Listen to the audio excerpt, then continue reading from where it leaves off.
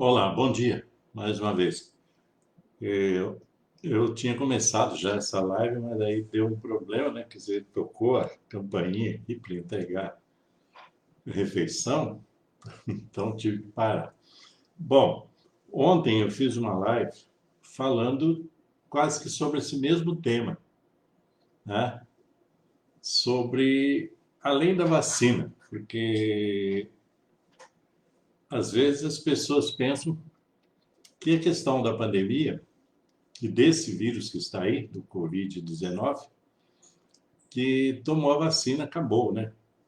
Mas a questão é que nós precisamos tirar lições dessa pandemia. E eu foquei o aspecto da saúde, né, e continuo focando agora, ampliando um pouco mais a reflexão. Porque ontem eu falei na live, quem não assistiu pode assistir, ela está aí ainda. E então eu acabei falando mais da saúde física, também da prevenção à saúde. Mas existe outro aspecto da saúde que a gente precisa ampliar. Porque quando você pensa em vida, você pensa, a saúde vem em primeiro lugar, praticamente, né? E existem outros aspectos a serem avaliados, então, porque a saúde ela não se resume apenas ao aspecto físico, mas também ao aspecto emocional e mental e ambiental. Esse ambiental vou ampliar também, porque ontem eu falei muito em questão do meio ambiente. Mas é preciso compreender que a gente é um todo em termos de saúde, e em termos de vida também, né? Em termos de saúde, quer dizer, a saúde física, biológica, a saúde mental, emocional e até mesmo, inclusive, espiritual, para aqueles que entendem isso e que têm esse conhecimento, indo além, né, então do aspecto físico. E quando eu falo do lado espiritual, não falo de religiões, tá? Religiões é a parte. Isso é uma outra história, né? A questão das religiões. E quando eu pensei no aspecto ambiental, aonde que a nossa saúde está sempre, digamos assim, está sempre exposta, né? E lembrei aqui também da questão da educação para a saúde, coisa que ainda existe, né, no Brasil. Isso também é um outro foco que talvez mais para frente, numa outra vez, eu possa ir mais fundo. Mas a questão do meio ambiente. Então, o meio ambiente não é só essa parte externa que a gente vê, que eu falo, né, da natureza e tal, mas também o meio ambiente que você vive.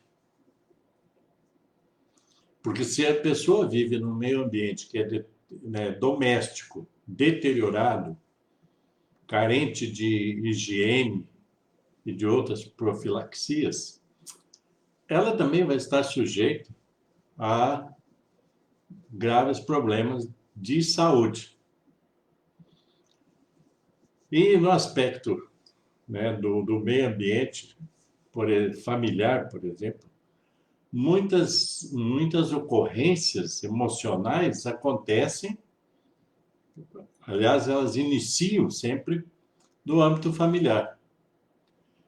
Então, uma das lições é aprender que nós devemos preservar saudável e funcional esse ambiente familiar. Se temos problemas no ambiente familiar, além da questão da higiene, etc., tem a questão da alimentação e tem a questão da convivência, não é? Porque esses problemas emocionais e mentais, muitos deles começam dentro do ambiente familiar. E nós, então, temos que, digamos assim, procurar, né, no âmbito familiar, eu falo nós, é todos os membros da família, a tornar esse ambiente harmônico e agradável e também um ambiente de boa convivência. Porque muitas das tensões no ambiente familiar, elas se traduzem elas resultam em desconfortos emocionais que vai chegar ao desequilíbrio mental e também depois do desequilíbrio físico. Então, nós precisamos ter esse olhar mais profundo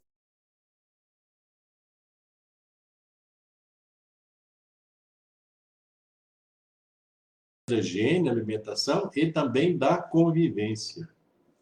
Coisas que hoje em dia a gente sabe que é muito deteriorado, né? Que é muito deterioradas as relações familiares, as relações entre pessoas, as relações que a gente chama de interpessoais. Então, nós precisamos ter um foco também nesse ambiente familiar, torná-lo harmonioso e torná-lo saudável, para evitar, né, a suscetibilidade, quer dizer, a exposição, né, a vulnerabilidade a ocorrências de saúde, seja através dos vírus, seja através de qualquer outro elemento. Então, essa é uma questão que é preciso prestar atenção, é uma questão que precisa ser, né, trazida para o foco no sentido da boa saúde.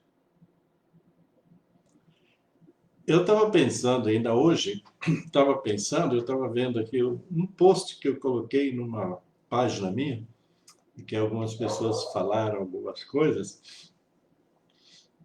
E quando a gente fala desse meio ambiente, né, que eu falei familiar, o meio ambiente comunitário, da convivência comunitária, estou falando nesse foco, tá, gente, das convivências. Da convivência comunitária também é foco, né, de desequilíbrio em muitas circunstâncias. Outro ambiente também é o próprio ambiente religioso, porque as pessoas convivem muito em ambientes religiosos. E se esses ambientes religiosos eles não forem harmônicos, também poderão acarretar em ocorrências, em, né, desconfortos emocionais.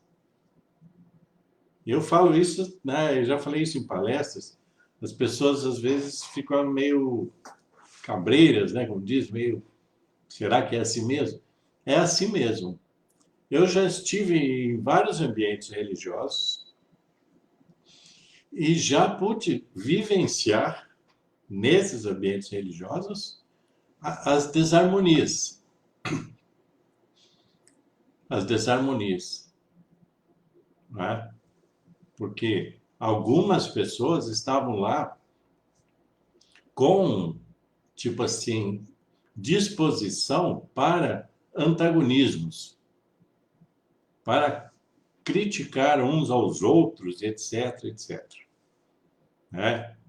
Então, eu já vivi isso em ambientes religiosos, ambientes que eram para ser harmoniosos, mas que não eram harmoniosos, que eram frutos de elementos muito tóxicos, quando você tem a questão do ego funcionando. Porque o ego, ele é complicado, né? Porque as pessoas, quando estão no ego, elas agem insanamente. Então aí entra a inveja, né? Entra os preconceitos, né?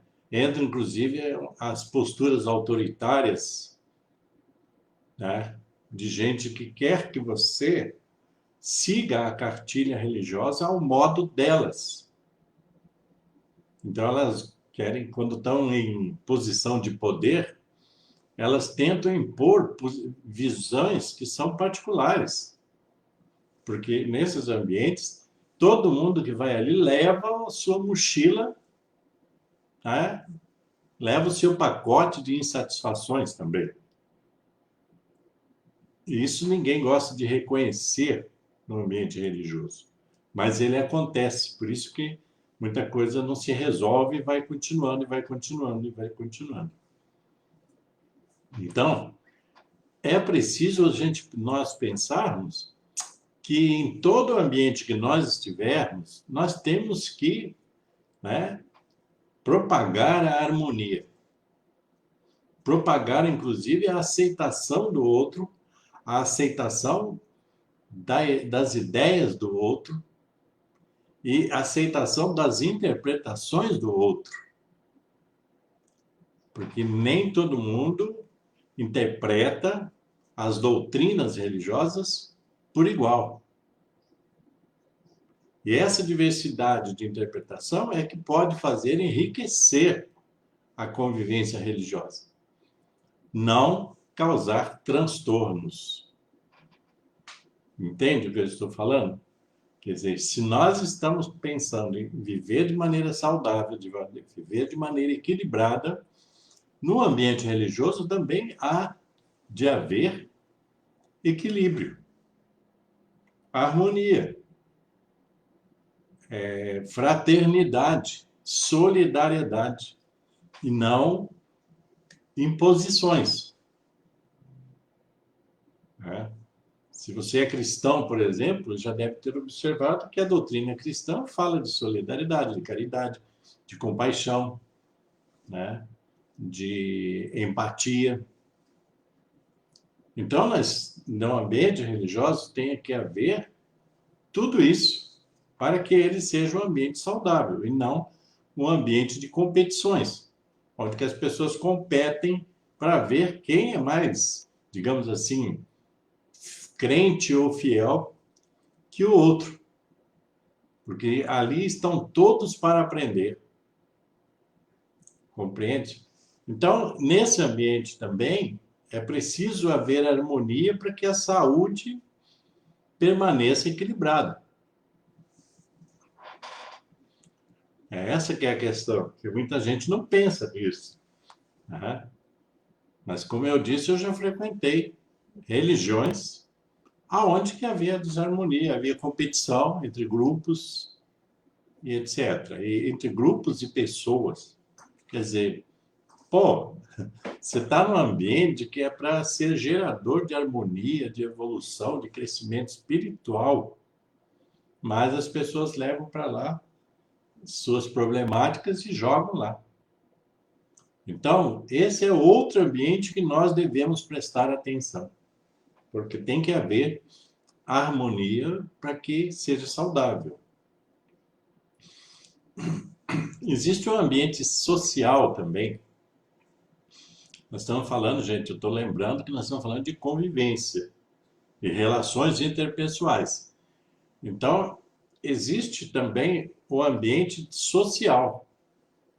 Se esse ambiente social ele é desequilibrado, ele é disfuncional, também vão trazer transtornos e desconfortos emocionais e provavelmente à frente transformação em desconfortos físicos, porque você fica, quando você está num lugar que você fica sob pressão e o tempo todo há uma beligerância, quer dizer, há um enfrentamento, isso vai te fazer mal.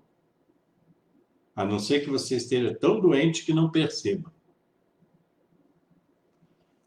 Então, no ambiente social, da sociedade ou da comunidade, tem que haver, tem que ser trabalhada a harmonia. Porque nós, às vezes, nos apegamos a coisas pequenas e destruímos o tecido social saudável. Porque são colocadas tantas questões, que acaba tornando esse tecido social, né, negativo. Então, é outro ponto. Hoje em dia, nós vemos, por exemplo, temos a política, quando você coloca a questão política na sociedade, você vê o tanto de beligerância que existe, de antagonismos. Imagine você, se todos nós estamos pensando numa uma sociedade mais justa, mais igualitária, né? Numa sociedade de oportunidades para todos, como é que você constrói isso apenas no antagonismo, no arrefecimento das diferenças? Né? É aquela história, né? Então, nós vamos brigar pelas diferenças, ao invés de procurar aglutinar as diferenças. Fazer das diferenças um polo que resulte em benefício para todos. Você vê na internet, em alguns grupos, as pessoas que estão ali só com, como diz um amigo meu, com sangue nos olhos. Se falou qualquer coisa, elas detonam você. Elas nem sabem quem você é, de fato, mas elas partem para cima de você com agressividade terrível. Isso também gera desconforto emocional, gera desequilíbrio, inclusive energético. Porque se você pegar a egrégora de um local onde as pessoas estão sempre no antagonismo, você vai ver que ela é negativa, não há harmonia. E existem grupos na internet que a egrégora é totalmente negativa e não há harmonia. Como é que pessoas negativas de um lado e de outro vão gerar a energia positiva e a harmonia? Então, gente, o que eu quero dizer sobre esse aspecto que a saúde, que é o primordial para viver bem, ela precisa ser, digamos assim, a gente precisa estar monitorando o tempo todo